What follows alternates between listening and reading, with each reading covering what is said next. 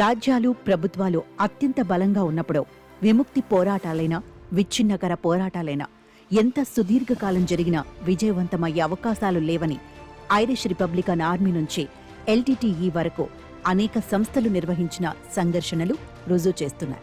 ప్రజాస్వామిక స్ఫూర్తితో పాటు ప్రజా చైతన్యం వెల్లువలా లేనంత వరకు, శక్తియుక్తులపై సరైన అవగాహన లేనంత వరకు నెత్తురుటేరుళ్లు పారడం తప్ప వేరే ప్రయోజనం ఉండదు. కశ్మీర్లో ఉగ్రవాదాన్ని ప్రేరేపిస్తున్న సంస్థలకు ఎంత పొరుగుదేశం నుంచి మద్దతు అందుతున్నా మొత్తం భారతదేశ ప్రజల ఆకాంక్షలను అధిగమించి విజయం సాధించడం ఏనాడూ సాధ్యం కాదని ఇప్పటికే తేలిపోయింది.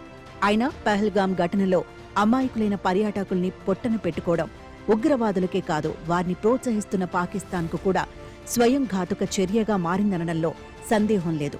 సర్జికల్ దాడుల తర్వాత మోదీ ప్రభుత్వం సీమాంధ్ర ఉగ్రవాదాన్ని దాదాపు అరికట్టింది అని హోంమంత్రి అమిత్ షా గత ఏడాది ప్రకటించారు.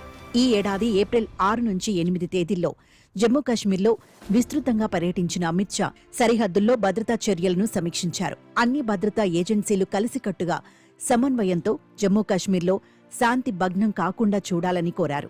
వాస్తవాధీన రేఖ వద్ద అధునాతన ఎలక్ట్రానిక్ నిఘా వ్యవస్థల్ని ప్రవేశపెట్టే విషయం కూడా ఆయన చర్చించారు. జమ్మూ కశ్మీర్లో అమిత్ షా పర్యటించి 2 వారాలు కాకముందే ఉగ్రవాదులు పహల్గాంలో పెద్ద ఎత్తున పర్యాటకుల్ని కాల్చి చంపారు. 20 నిమిషాల పాటు పర్యాటకుల్ని కాల్చి చంపుతున్నప్పుడు రాష్ట్ర పోలీసులు కాని, సీఆర్పీఎఫ్ కాని ఒక్కరు కూడా దరిదాపుల్లో లేరు. రా సైన్యం, ఐబీ, బీఎస్ఎఫ్, పోలీస్ లేదా ఇంటెలిజెన్స్ ఏజెన్సీలు ఏం చేస్తున్నాయి? ఈ సంఘటన తర్వాత దేశ ప్రజల రక్తం మరిగిపోయినట్లు దేశవ్యాప్తంగా వెల్లువలా వచ్చిన ప్రతిస్పందనలు స్పష్టమవుతున్నాయి. కేంద్రంలో మోదీ ప్రభుత్వం అధికారంలోకి వచ్చి 11 సంవత్సరాలైంది. కశ్మీర్లో ఆర్టికల్ 370 రద్దు చేసి 6 సంవత్సరాలు పూర్తయ్యాయి. ఈ 11 సంవత్సరాల్లో అడపాదడపా ఉగ్రవాద ఘటనలు జరుగుతూనే ఉన్నాయి. ఎన్ని చర్యలు తీసుకున్నా ఉగ్రవాదుల నెట్వర్క్ విచ్ఛిన్నమైనట్లు దాఖలాలు కనబడటం లేదు. 2016లో యూరిలో 14 మంది, 2018లో కుల్గాం పుల్వామాలో 56 మందిని, 2023లో రియాసీలో 9 మందిని చంపడం పెద్ద ఘటనలు కాగా 5గురిలోపు బలిగొన్న సంఘటనలు ఎన్నో.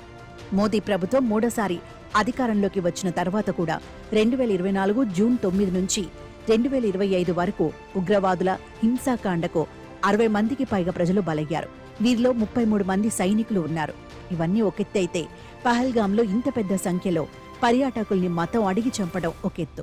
2000వ సంవత్సరంలో అమర్నాథ్ వెళుతున్న 32 మంది యాత్రికుల్ని ఇదే పహల్గాంలోని నున్వాన్ బేస్ క్యాంప్ వద్ద కాల్చి చంపారు. ఈ నేపథ్యంలో జూలై 3 నుంచి ఆగస్టు 9 వరకు జరగాల్సిన అమర్నాథ్ యాత్ర పరిస్థితిపై ఆందోళన నెలకొంది.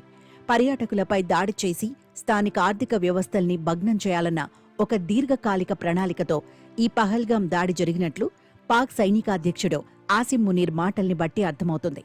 మరి మనకెందుకు ఒప్పందలేదు? సీమాంతర ఉగ్రవాదం కశ్మీర్లో ప్రజలను ఇంకెంతకాలం బలిగొంటోంది? నిజానికి ఆర్ఎస్ఎస్ నేపథ్యం నుంచి వచ్చి మొక్కవోని జాతీయవాద దృక్పథం ఉన్న నరేంద్ర మోదీ వంటి బలమైన నాయకుడు గతంలో ఎప్పుడూ లేరని ఆయన అభిమానులు సందర్భం వచ్చినప్పుడల్లా చెబుతూ ఉంటారు.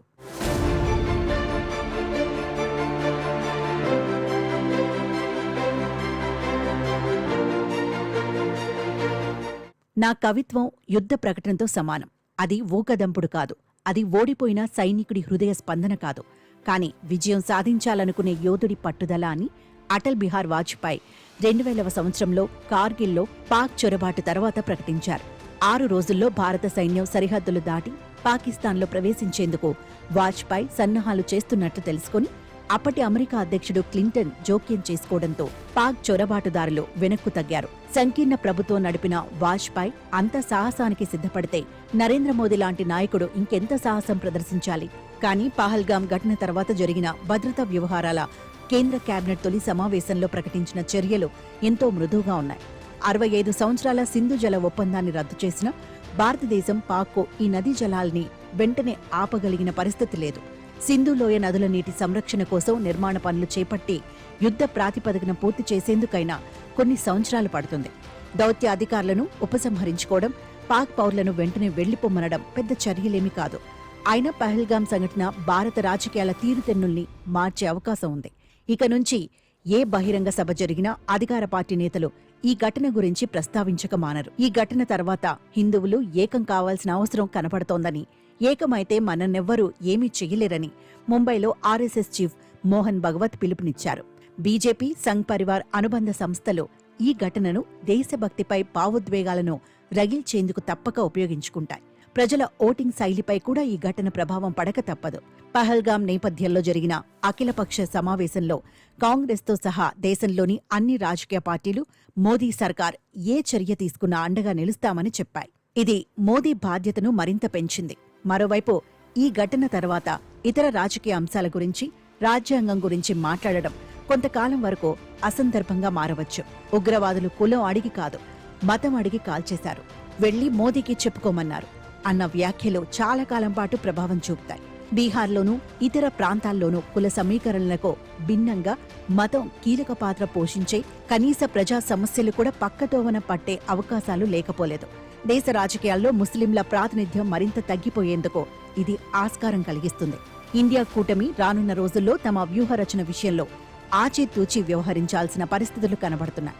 ఈ విషయం తెలిసినందువల్లే ఈ సంఘటన జరిగిన వెంటనే ప్రధానమంత్రి నరేంద్ర మోదీ తన విదేశీ పర్యటనను రద్దు చేసుకుని వచ్చి బీహార్లో బహిరంగ సభలో పాల్గొని ఇంగ్లీష్లో హెచ్చరికలు చేశారు. అంటే పహల్గాంపై అంతర్జాతీయ సమాజానికి ఒక సందేశం పంపడం కూడా ఆయన ఉద్దేశం. పహల్గాం నేరస్తుల్ని పాతిపెట్టేందుకు సమయం ఆసన్నమైందని, వారు ఊహించిన దానికంటే ఎక్కువ శిక్ష పడుతుందని ఆయన అన్నారు. తాము తక్షణం బలమైన చర్యలు ప్రారంభిస్తాం అని రక్షణ మంత్రి రాజ్నాథ్ సింగ్ కూడా చెప్పారు. ఈ హెచ్చరికల అర్థం ఏమిటి? గాజాలోని హమాస్ స్థావరాలపై ఇజ్రాయెల్ ప్రధాని బెంజమిన్ నెతన్యాహు లాగా మోదీ పాక్పై దాడులు చేయిస్తారా, లేక కేవలం బీహార్, బెంగాల్లో ఎన్నికల ప్రయోజనాలు పొందేందుకే ఈ వాతావరణాన్ని ఉపయోగించుకుంటారా అన్నది వేచి చూడాల్సి ఉంది.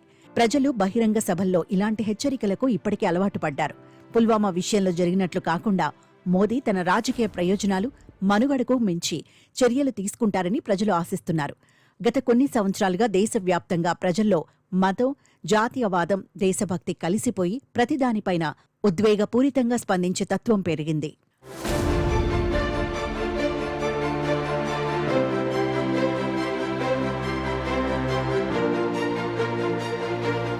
అనేక ప్రాంతాల్లో ప్రజలు బయటకు వచ్చి పాక్ వ్యతిరేక నినాదాలు చేస్తున్నారు.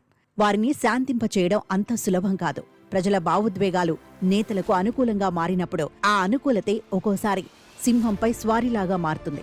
మరోవైపు కశ్మీర్ మరింత అంధకార బంధురమయ్యే పరిస్థితులు లేకపోలేదు.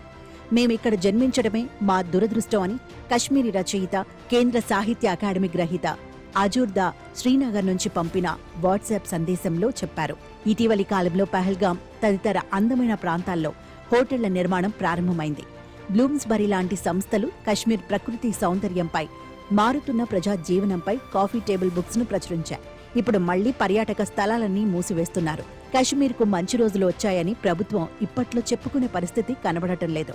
నిజానికి 31 సంవత్సరాల క్రితమే పివి నరసింహారావు ప్రధానమంత్రిగా ఉన్నప్పుడు 1994 ఫిబ్రవరి 22న ఆక్రమిత కశ్మీర్ నుంచి పాక్ ఖాళీ చేయాలని, లేకపోతే తామే దాన్ని విముక్తం చేస్తామని పార్లమెంట్ ఏకగ్రీవంగా తీర్మానం చేసింది.